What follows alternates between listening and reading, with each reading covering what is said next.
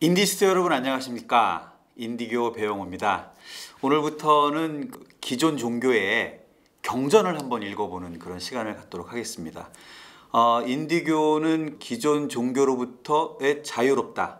그래서 인디펜던트 인디다 라고 이야기를 했지만 엄연히 기존 종교들도 그 운영에 있어서 굉장히 여러 가지 문제점을 가지고 있긴 있지만 그 종교의 창시자로 떠받들고 있는 사람들의 그 말씀들은 굉장히 좋은 내용이 많습니다. 사실은 그렇기 때문에 그 운영상의 여러 가지 문제점에도 불구하고 아직까지도 많은 사람들로부터 신앙의 대상으로 이렇게 숭배받고 있는 게 아닌가 싶습니다. 그래서 이런 기존 종교들이 가진 아름다운 전통을 우리가 무조건 배격하지는 않겠다. 그래서 그 종교를 대표하는 경전들을 우리가 읽어보고 그곳에서 어떤 진리한 단서를 찾아볼 수 있지 않을까 해서 경전들을 읽어보는 그런 시간을 갖도록 할 것입니다. 첫 번째 시간으로 읽어볼 저희 경전은 금강경입니다. 금강경, 불교 경전으로 시작한다고 그러니까 벌써 기독교를 믿는 분들은 이 화면을 끌려고 하는 그런 경향이 보이는데요. 절대 그러지 마시고 좀 더 들어보시기 바랍니다. 사실은 이 금강경에는 어떤 신을 믿어라, 뭐 바알 신을 숭배하고 어떤 다른 신을 숭배하는 그런 내용이 일치 없습니다. 신이라고 하는 얘기는 단 한 글자도 나오지 않습니다. 그래서 뭐 이단이니 뭐니 이야기할 건덕지가 하나도 없는 그런 경전입니다. 한번 읽어보시면 알겠지만 이것은 어떤 종교의 경전이라기보다는 철학 서적 내지는 현대물리학자들은 현대물리학이 밝혀낸 놀라운 사실들을 이미 2500년 전에 부처님이 먼저 말씀하신 게 아닌가 싶을 정도로 이 현상에 대해서 이 세상에 대해서 이 세상의 형성 원리에 대해서 너무나 잘 설명이 되어 있습니다. 굉장히 그 현대물리학이 발달하기 전까지만 해도 알쏭달쏭한 이야기였던 것들이 사실은 현대물리학의 발달로 인해서 이 부처님 말씀이 실상을 아주 여실히 잘 표현하고 있구나 라고 하는 것을 아실 수가 있습니다. 그래서 어떤 편견 없이 이거 무슨 사탄의 말 이렇게 볼 것이 아니라 어떤 고전으로서 어떤 철학서로서 또 교양 상식으로서 한번 금강경 접해보시기 바라고요. 불교 쪽에 베이스를 두신 분들은 금강경 정도는 한 번씩 읽어보셨을 거라고 믿습니다. 왜냐하면 이 금강경은 그 우리 불교의 95% 이상을 차지하고 있는 조계종, 대한불교 조계종이 소의 경전으로 하고 있는 것이 바로 이 금강경입니다. 이 소의 경전은 무엇이냐면은 불교는 경전이 굉장히 많지 않습니까? 여러분들도 아시죠? 8만 대장경이 있는데 그거를 다 우리가 읽고 할 수 없으니까 우리가 의지하는 경전, 우리가 주로 의지하는 경전이라고 해서 소위 경전이라고 하는 용어가 있는데 이 조계종의 소위 경전이 바로 금강경입니다. 조계종뿐만 아니라 원불교도 그 불교를 기반으로 한 새로운 종교라고 할 수 있는 원불교도 금강경을 소위 경전으로 한다고 그렇게 밝히고 있습니다. 그래서 많은 분들이 물론 읽어보셨겠지만 다시 한번 그 금강경을 기존의 그 스님들이나 이런 분들의 금강경 해설은 불교라고 하는 종교를 일단 깔고 하는 해석이라서 제가 보기에는 약간 좀 한계가 있다고 생각합니다. 왜냐하면 불교의 테두리 안에서 자기들이 잘못하고 있는 것에 대해서 금강경하고 배치되고 있는 일을 불교가 하고 있는데 그것에 대해서 명확하게 얘기하지 못하고 그냥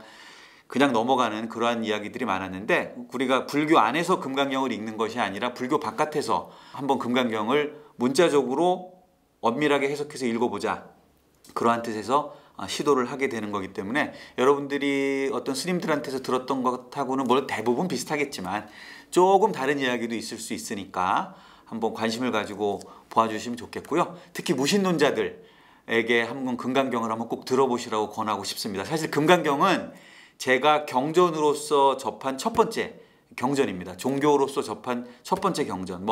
성경을 워낙 많은 사람들이 읽고 또 영어 공부하는데 성경이 도움이 된다고 그러고 성경 속에 있는 그런 일화들이 일상생활에서 어떤 비유로 많이 사용되기 때문에 성경을 읽으면 좋다 해서 그냥 교양으로서 제가 성경을 읽었었지만 경전으로서 진지한 마음으로 대한 거는 금강경이 처음이었습니다. 왜 그러냐면 무신론자로 오래 살다가 그래서 과학만이 최고라고 신봉을 하다가 그래서 과학서적을 드립다 파다가 현대물리학, 특히 양자물리학이 이야기하고 있는 부분을 금강경이 이미 2500년 전에 이야기했다 라고 하는 것을 알게 되고 금강경을 읽고 제가 여기 완전히 빠져서 사실은 금강경을 굉장히 많이 읽었습니다. 특히 이 금강경을 보면 그런 구절이 있거든요.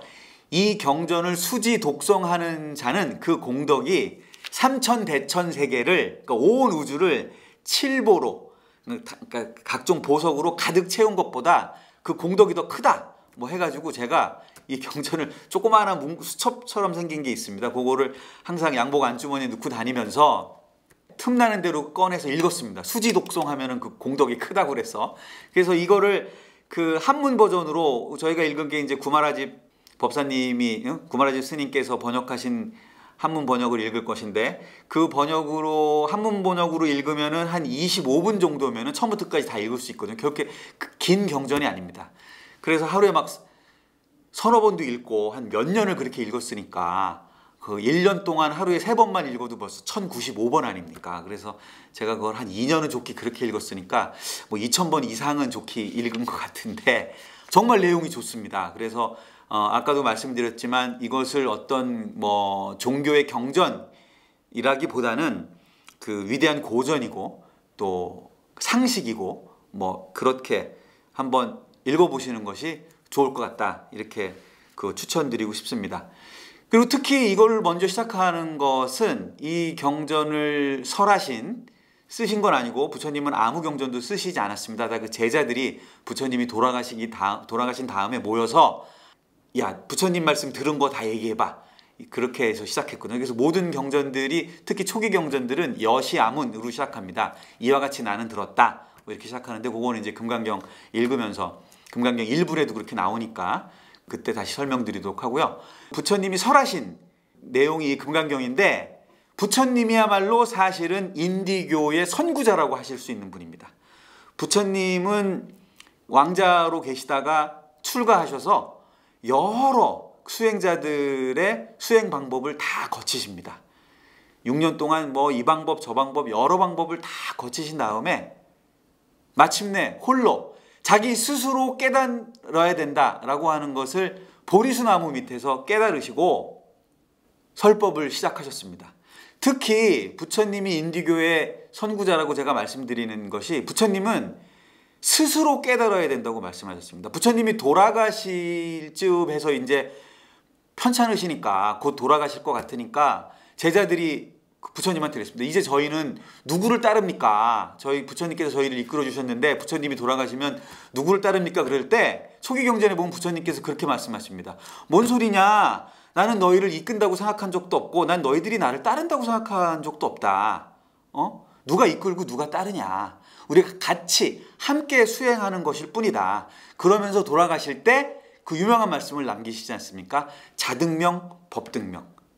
스스로 밝혀라. 그리고 법으로 밝혀라.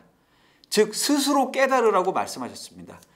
즉 인디교의 어원인 인디펜던트와 인디비주얼이 다 그 통합되어 있는 그런 주장이라고 할 수 있죠. 너희 스스로 각자가 깨달아서 부처가 되는 것이다.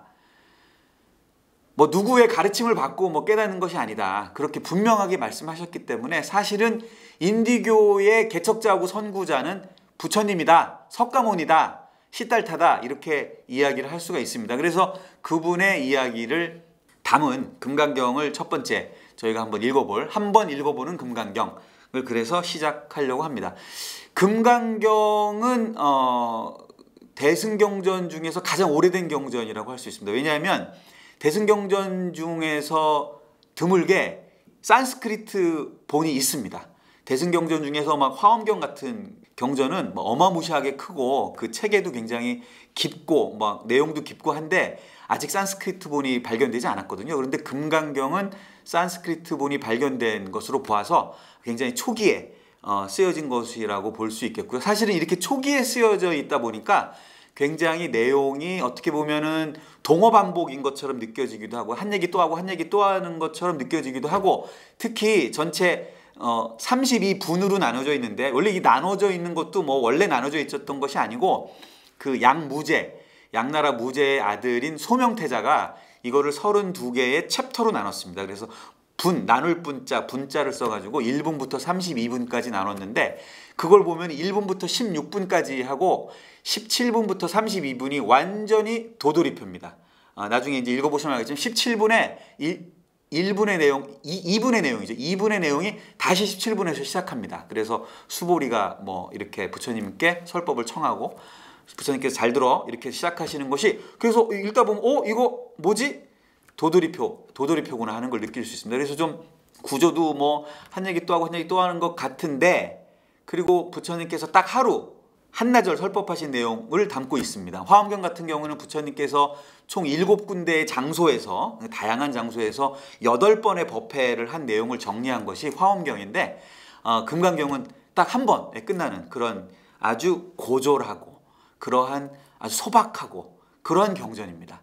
그래서 뭐 대승의 공사상 뭐 이런 걸 담고 있다고 하는데, 뭐 공이라는 얘기가 하나도 안 나온다 뭐 그러면서 대단하다 그러는데, 예, 대단합니다. 뭐 공이라는 얘기가 안 나와서 대단한 것이 아니라 공이라는 개념조차도 성립되기 전에 그때 쓰여진 그런 경전이 아닌가 그렇게 생각이 됩니다. 이게 총 한문으로는, 그러니까 산스크리트 본이 있고 그거를 한문으로 번역한 것은 총 6개의 본이 있습니다. 가장 많이 읽히고 오래된 것은 구마라집 법사님 스님이죠. 구마라집 스님이 번역하신 것이 가장 많이 읽히고 있고, 사실은 저도 그걸로 접했기 때문에 같이 읽어볼 그 한문본은 구마라집 스님의 번역본으로 읽을 겁니다. 구마라집 스님은 인도 분이십니다. 인도 분이신데 전쟁통에 중국의 뭐 포로 비슷하게 그분이 이제 법이 높으시다 이런 소문이 나가지고 중국에서 이렇게 포로로 잡아가지고 이렇게 뭐 하여튼 중간에 여러 가지 우여곡절이 있습니다. 잡아오라고 명령한 그 나라가 망해버려가지고 잡으러 갔던 장군이 구마라집 스님을 잡아왔는데 뭐 나라가 없어져 버렸으니까 뭐 그래서 구마라집 스님이 여기저기 떠돌기도 하시면서 그때 아마 중국어를 배우신 모양이에요. 그래서 뒤늦게 거의 뭐 60이 다 되셔서 좋은 임금을 만나서 이제 번역을 하게 됐고, 이제 물론 그때 후원을 받았기 때문에 제자들을 여러 두고 나눠서 번역을 시키셨던 것 같은데, 어쨌든 그래서 인도 사람이 번역한 것이다. 구마라집본은 그걸 나중에 이제 당나라 때 현장법사, 그 유명한 손오공의 주인공, 손오공에 나오는 삼장법사가 사실 이 현장 스님인데, 현장 스님이 번역하신 또 본이 있습니다. 그 학자들의 연구에 의하면 구마라집이 본 산스크리트 금강경을 보고 번역했을 거 아닙니까? 그리고 현장 법사도 산스크리트 본을 보고 번역을 하셨고, 요건 인도 사람이 중국어 배워서 번역한 거고, 요건 중국 사람이 산스크리트 배워서 번역한 거고, 서로 내용이 다른데 또 이 두 사람이 본 산스크리트 본도 좀 다르다고 하는데, 뭐 거의 내용은 거의 뭐 대동소이합니다. 저희는 일단 구마라집 스님의 번역을 볼 것이다 라고 말씀드리고요. 이게 원래 제목은 금강경이 아니고 그 구마라집 스님 본에 의하면은 금강반야바라밀경입니다. 그래서 반야바라밀이라고 하는 걸 또 알아야 되는데, 이 반야바라밀의 바라밀은 뭐냐 하면은 그 일종의 수행 방법이라고 할 수 있습니다. 이게 또 대승소승 얘기가 뭐 피치 못하게 이렇게 되면 또 안 나올 수가 없는데, 반야바라밀, 보살 이런 얘기가 나오면은 사실은 이 소승불교에서는 자기들을, 소승은 작을 소자의 술의 승자거든요. 그래서 누가 자기 거를 작다고 하겠습니까? 그래서 소승은 소승이라고 부르지 않고, 다만 이제 나중에 생긴 대승불교에서 소승을 폄하해서 소승이라고 하고, 우리는 큰 술의 대승이라고 이렇게 얘기를 하는데, 이거는 불교의 새로운 어떤 부흥운동이었습니다. 대승불교 운동은 부처님이 돌아가시고 나서 얼마 안 있다가 워낙 이 부처님의 말씀이 좋으니까 왕들이 이 말씀을 본받게 되고, 그러다 보니까 이 공부를 하는 스님들을 후원해주고, 그러다 보니까 스님들이 이제 배가 부르니까 이것저것 사소한 거 가지고 이제 싸우기 시작합니다. 그래가지고 여러 그 파벌로 나누게 됩니다. 처음에는 뭐 상좌부, 대중부 이렇게 해서 부처님의 말씀을 직접 들었던 사람들, 부처님의 말씀을 들었던 사람들이 상자부, 그 다음에 부처님 말씀을 현장에서 직접 듣지는 못했지만 나중에 알았던 사람들, 뭐 이런 사람들이 두 파로 나눠졌다가 또 상자부가 11개로 나눠지고 대중부도 9개로 나눠지고, 그래서 크게는 한 20개의 부파로 나눠지는데, 이걸 이제 부파불교라고 하죠. 이 사람들을 다른 말로는 아비달마 불교 이렇게 얘기하는데, 이건 무슨 뜻이냐면은 아비는 무엇에 관하여 라는 뜻이고, 다르마는 그 법이라는 뜻입니다. 부처님의 말씀, 진리. 그래서 진리에 관하여, 부처님 말씀이 법에 관하여 라고 하는 뜻인데, 이게 결국은 부처님의 말씀을 어떻게 해석할 것이냐로 가지고 서로 이제 막 싸우는 겁니다.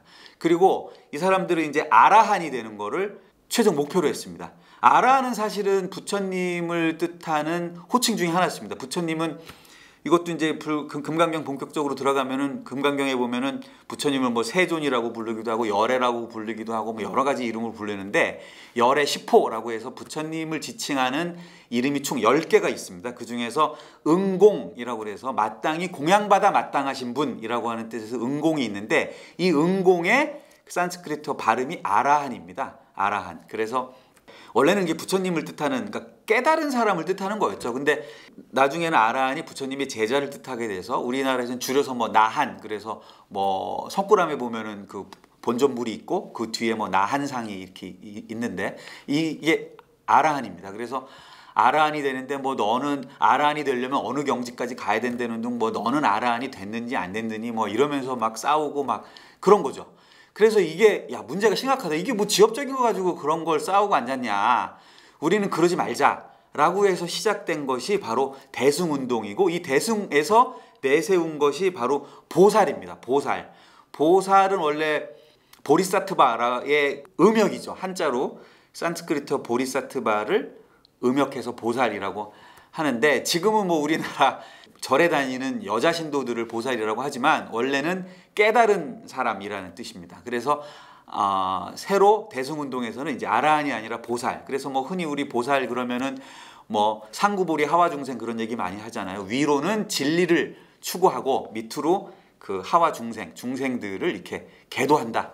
중생들을 건져낸다. 중생들을 보살핀다. 이런 뜻으로. 그래서 야, 니네는 너 혼자 아라한 되는 것만 추구하잖아. 우리는 그게 아니고 보살. 그래서 우리 중생들을 위해서 이렇게 하는 그러한 거를 우리는 보살을 추구해. 이렇게 해서 이제 대승불교하고 어떤 대비되도는 그런 운동을 벌어진 것이 대승운동, 보살운동이고요.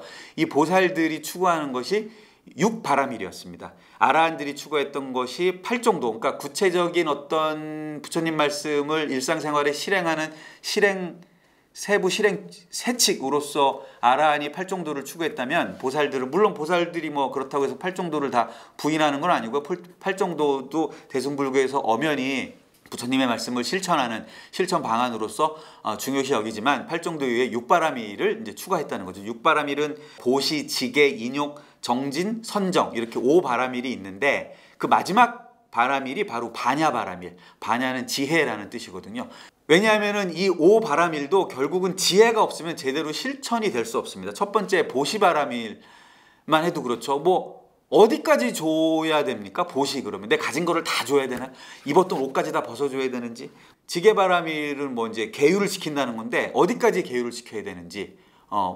아니 계율은 뭐 다 지켜야지 어디까지 지켜 뭐 그러지만, 뭐 가령 술 한 잔 정도는 괜찮지 않나? 아니 2잔은 안 되나?